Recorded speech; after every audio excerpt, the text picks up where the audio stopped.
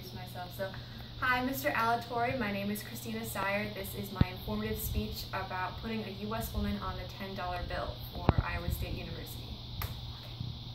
Hi, again, my name is Christina Sire, and for my informative speech, I want to go over something that fundamentally decides every aspect of our lives, and that is money.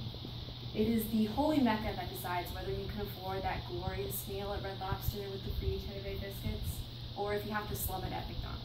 Not to dock the dollar menu, because I love the McChicken, it's delicious.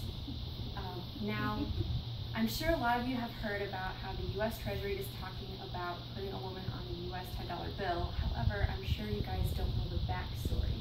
So this all began in March when Times Magazine wrote about a 9-year-old girl named Sophia who wrote to President Barack Obama.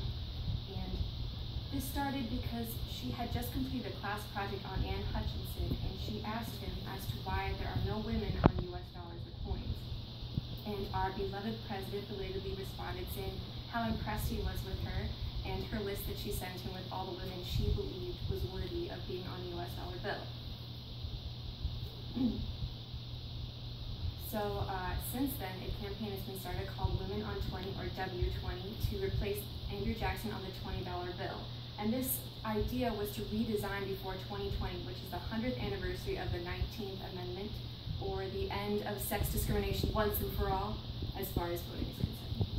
Now, recently though, the U.S.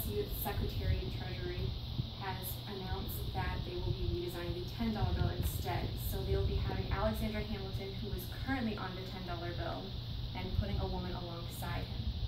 Now, the last time a woman was on U.S. currency was when Martha Washington was on a silver dollar note. And before her, Pocahontas was briefly on the $20 note.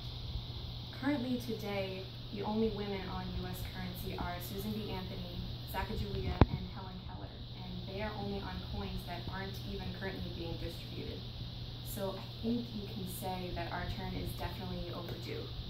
Okay, I don't mean to make this all about women, because it's not. I would just like to point out that this will be the first time that a president is not on American money. Okay, no, that's a lie. You have to take out Alexander Hamilton, who is on the $10 bill, Benjamin Franklin, who as we all know is on the $100 bill, and if you really want to be technical, Salmon P. Chase, who is on the $10,000 bill.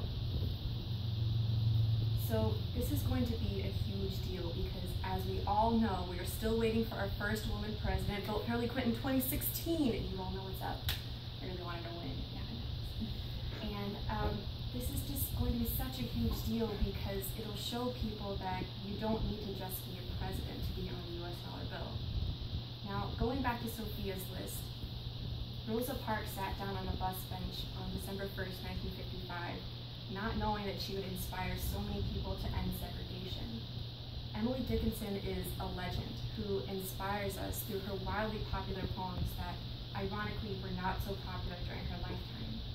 And finally, Eleanor Roosevelt was a huge human rights activist through her civil rights support and her World War II efforts, which landed her nickname First Lady of the World.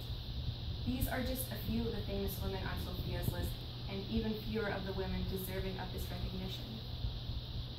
You see, these women, they found a way to stand up for something that they believed in, something that they knew was right, without having to have a position such as presidency.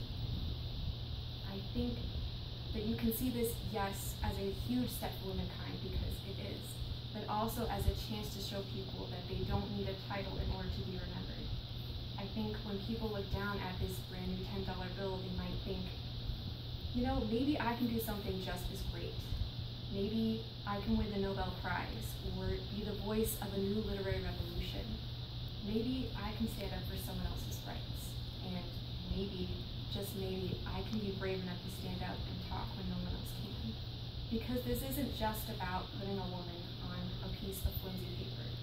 It's about recognizing that somebody did something brave and changed our country's history. And it's funny when you think about it, that this all started because one 9-year-old girl spoke up about a class project, and now we're redesigning the $10 bill. Just something to think about. Thank you.